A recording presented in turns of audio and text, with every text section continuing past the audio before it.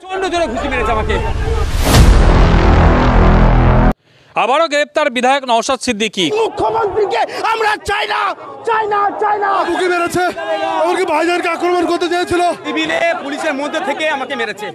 মমতা ব্যানার্জির জুড়ে জায়গাগুলো, মমতা ব্যানার্জির বাপের সম্পত্তি, এখানে কেউ আন্দোলন করবে না, শুধু মমতা ব্যানার্জি আন্দোলন করবে।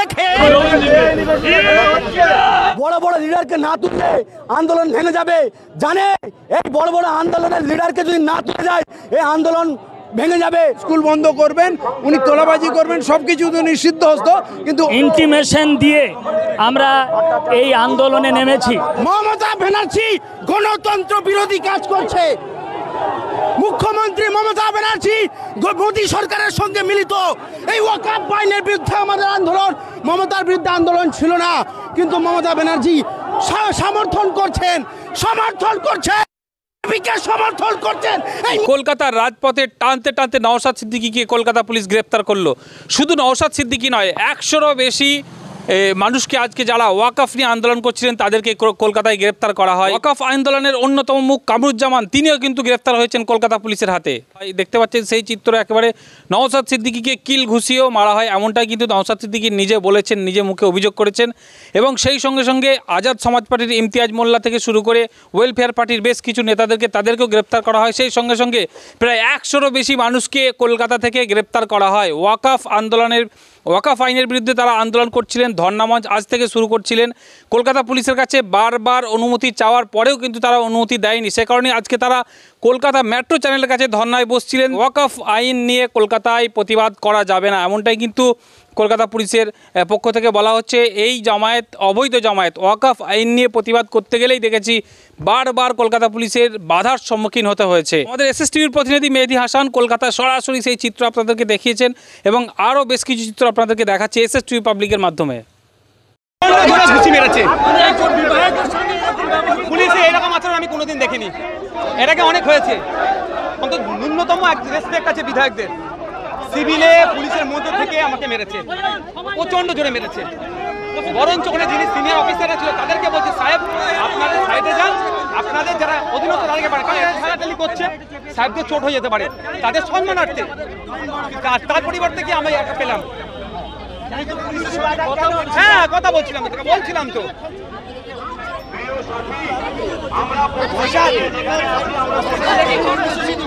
আমাদের 7 দিন থাকবে, আমরা রাস্তা জং করার পক্ষে নয়। আমি এখন এখানকার যিনি চার্জে আছে সাহেবের সাথে কথা বলবো যে আমাদেরকে সাইডের ব্যবস্থা করে দিন। আমরা এই রাস্তায় জাম করার পক্ষপাতী নয়।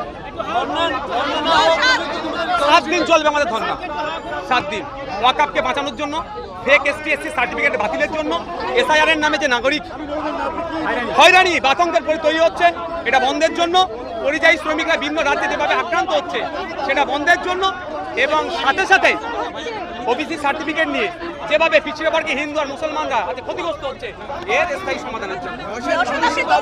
আমাদের শান্তিপূর্ণ আন্দোলনে আপনার অসুবিধা কোথায়? মুখ্যমন্ত্রীকে আমরা চাই না। এটা কেন্দ্রের পুলিশটা, মমতার পুলিশ আমরা জানি না। আজকে আমরা ওয়াকফ বাঁচানোর জন্য মুসলিমদের অধিকার হরণ করা হচ্ছে। আমাকে মেরেছে, পা থেকে জুতো খুলে নিয়েছে, আমাকে ভাইজানকে আক্রমণ করতে চেয়েছিল। ভাইজানকে আমার বুকে মেরেছে, আমাকে ভাইজানকে আক্রমণ করতে চেয়েছিল। ওই সিভিক দিয়ে চটি চালা সিভিক দিয়ে ভাইজানকে আক্রমণ করতে চেয়েছিল। ভাইজানকে আক্রমণ করতে দিয়ে পুলিশকে আগে কাট দিয়ে এই মুহূর্তে একেবারে দেখতে পাচ্ছেন উত্তাল পরিস্থিতি। শান্তিপূর্ণ ধর্ণার অধিকার আমাদের দিতে হবে। শান্তিপূর্ণ ধর্ণার অধিকার আমাদের দিতে হবে। এই মসজিদ বাঁচাতে ধর্ণার অধিকার দিতে হবে। এই ওয়াকফ কালা কানুন প্রতিহত করতে আমাদের শান্তিপূর্ণ আন্দোলনের অধিকার কেড়ে নেওয়া যায় না, যাবে না। সংবিধান বাঁচানোই আমাদের অধিকার। সংবিধান বাঁচানোর জন্যই আমাদের রক্ত বিলীন করে দেবে। প্রচন্ড জোরে একটা পুলিশের মধ্যে থেকে সিভিল ড্রেসে ছিল ঘুষি মেরেছে, এখানে প্রচন্ড জোরে ঘুষি মেরেছে আমাকে।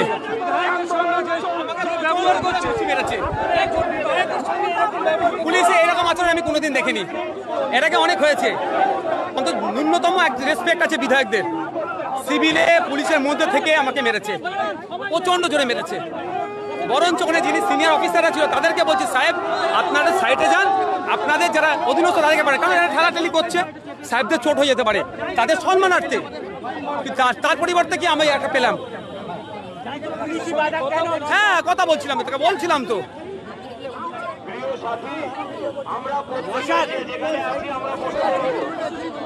আমাদের 7 দিন থাকবে, আমরা রাস্তা জম করার পক্ষে নয়।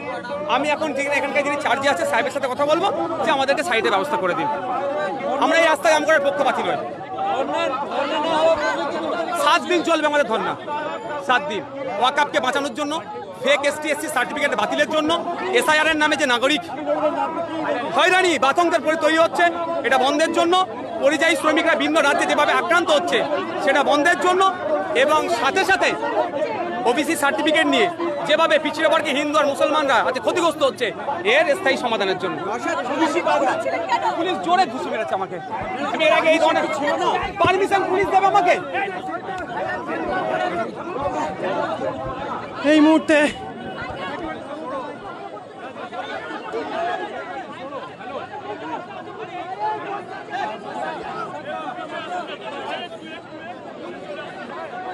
আপনারা সবাই যেখানে আছেন সেখানে বসে যান। আপনারা সবাই একটু রাস্তা ছেড়ে আপনারা সবাই বসে যান।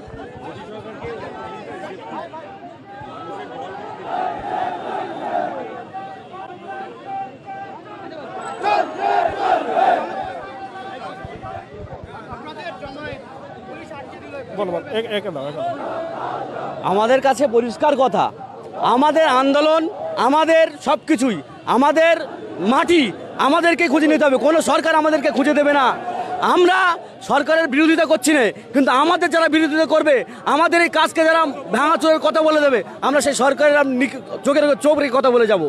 ঠিক আছে, পুলিশের যে আচরণগুলো করছে এগুলো কিন্তু পুলিশরা নিজেরা করছে না, ওদের অর্ডার আছে, ওরা করছে। সরকার চাচ্ছে কি আমাদের মুখকে বন্ধ রাখার, সরকার চাচ্ছে আমাদের মুখকে বন্ধ রেখে আমাদের এই সুষ্ঠু পরিচালনাকে তারা সুষ্ঠুভাবে করতে দেবে না।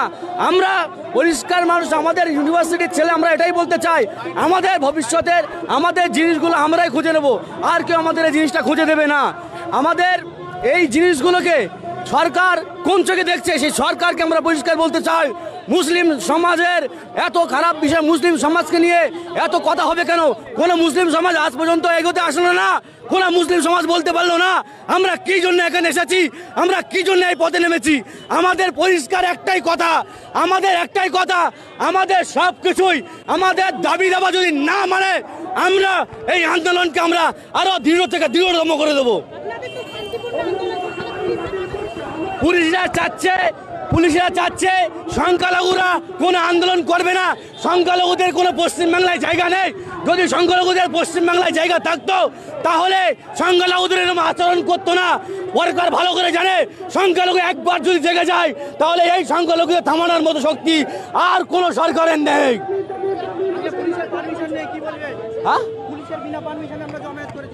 পুলিশের বিনা পারমিশনে জমায়েত করেছি, কারণ পুলিশকে আমরা পারমিশনের কথা বলেছিলাম, কারণ পুলিশকে পারমিশন দিল না। আমাদের যে জিনিসগুলো দাবিগুলো এগুলো কি একবার ন্যায্য দাবি নয়? আমাদের সরকার কি ন্যায্য দাবি আমরা নিচ্ছি না? আমাদের যদি ন্যায্য দাবি যদি না হয়ে থাকে তাহলে সরকারকে আমাদের উপরে এরকম অত্যাচার করবে কেন? আমাদেরকে অগাম নিয়ে কেন দিল্লিতে চলে যেতে বলবে? সরকারের বাপের মাটি না কেটা, সরকারের বাপ তৈরি করে যায়নি এই বাঙালি, সরকারের বাপ তৈরি করেছে এই পশ্চিমবাংলা। আমাদের প্রত্যেকটা মানুষের রক্ত এই পশ্চিমবাংলায় আছে, আমরা প্রত্যেকটা মানুষের রক্ত আমাদের এই পশ্চিমবাংলায় আছে বলেই আমরা আজকে এখানে আন্দোলন করেছি। আমরা কারো যোগ্যতায় আসিনি, কোনো সরকারের পাচারার লোক না, আমরা কোনো সরকারকে ভয়ও পাই না। আমরা 100 বার পুলিশ যদি ভয় না পেত তাহলে আমাদেরকে কেন এরকম করে অবরোধ করলো, আমাদেরকে তুলে নিয়ে গেল? পুলিশের জানে যে আমরা সংখ্যালঘু সমাজ যদি একবার জেগে উঠি তাহলে সরকারের সমস্ত কিছু নিশ্চিহ্ন হয়ে যাবে, সরকারের গদি উল্টে যাবে। তাই জন্য সরকার জানে এদেরকে যদি না আটকানো হয় তাহলে আমার রাজত্ব আর রাজত্ব থাকবে না, আমাদের রাজত্ব তাদের হাতে চলে যাবে, সংখ্যালঘুদের হাতে চলে যাবে, সরাই যেটা ঠিক বলছে সেটার হাতে চলে যাবে। না, আমাদের যে কর্মসূচি আছে, যতটা সময় আছে আমরা ততক্ষণ পর্যন্ত আমরা এখানে করব, তারপর আমরা চলে যাব। আমরা বলছি না যে আমাদের জন্য আরও কেউ সমাজের সমস্যায় হোক, আমাদের জন্য আরও কেউ কষ্ট পাক, এটা আমরা চাই না। কিন্তু হ্যাঁ, একটাই কথা, আমাদের দাবি যদি না মানা হয় তাহলে আমাদের পরিষ্কার কথা, আমরা এই আন্দোলন আমরা তুলব না।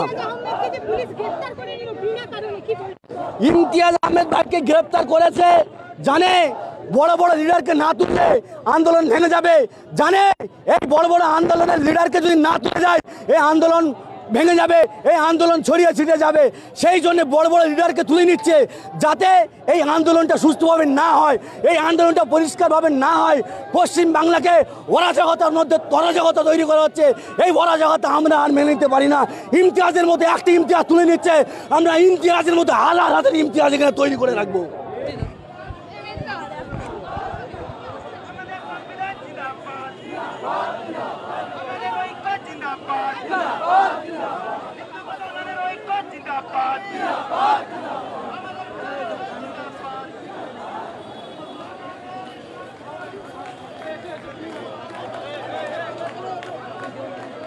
আজকে যেভাবে পুলিশে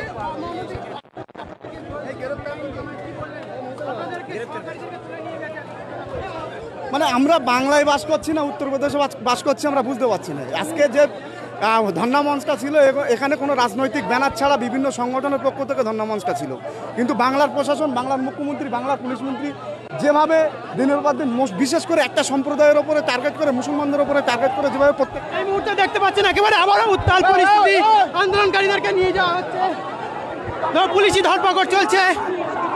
এই মুহূর্তে আপনাদেরকে সেই চিত্র সরাসরি লাইভ সম্প্রচার আমি মেহেদী হাসান।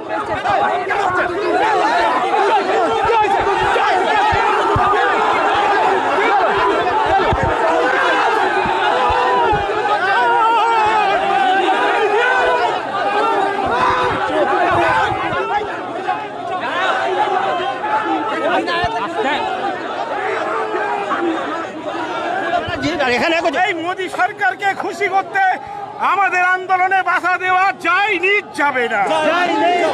বিজেপি হটাও, এই বিজেপি দালালরা হুঁশিয়ার, বিজেপি দালালরা হুঁশিয়ার, এই নরেন্দ্র মোদীর দালালরা হুঁশিয়ার, নরেন্দ্র মোদীর দালালরা হুঁশিয়ার। এই নাগরিক অধিকার কেড়ে নেওয়ার হুমকি মানছি না, মানবো না। এই মুহূর্তে মেট্রো চ্যানেলের দিকে যে ধর্ণা মঞ্চের আয়োজন করা হয়েছিল সেখানে এগিয়ে যাওয়া হচ্ছে। এখন দেখা যাক কোন দিকে পরিস্থিতি যায়। একেবারে পুলিশ একেবারে সক্রিয় ভূমিকা দেখাচ্ছে। আপনাদেরকে সেই চিত্র অবশ্যই SSTV লাইভ সম্প্রচার আপনাদেরকে আমরা তুলে ধরছি। একেবারে দেখতে পাচ্ছেন একেবারে উত্তাল পরিস্থিতি সৃষ্টি হয়েছে ধর্মতলায়, সেই চিত্র আপনাদের সামনে তুলে ধরছি।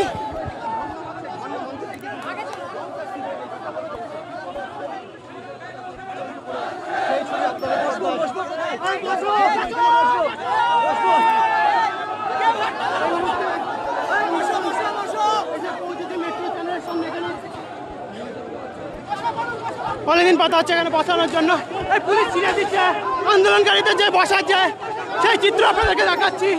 দেখতে পাচ্ছেন একবার ছিঁড়ে দেওয়া হচ্ছে কলকাতা পুলিশের পক্ষ থেকে, একদম সেকেন্ডে একেবারে ছন্ন ঝাড়া করে দেওয়া হলো। এই মুহূর্তে সেই চিত্র আপনাদের সামনে পুলিশের সাথে ধস্তাধস্তি চলছে আন্দোলনকারীদের মধ্যে, সেই চিত্র আপনাদের সামনে আমরা তুলে ধরছি SSTV লাইভ সম্প্রচার। আমি মেহেদী হাসান কলকাতা থেকে আপনাদের সামনে লাইভ সম্প্রচার আপনাদের সামনে তুলে ধরছি। প্রত্যেকটা মুহূর্তে আপডেট পেতে যেখানে এই মুহূর্তে বসে পড়ছে আন্দোলনকারীরা।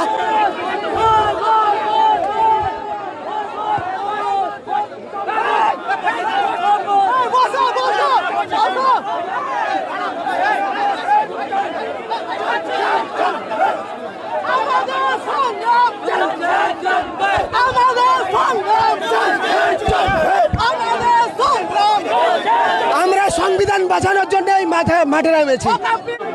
আর আমার কলার টলার তো ধরেছে, বাদ দেন, প্রচন্ড জোরে আমাকে ঘুষি মেরেছে।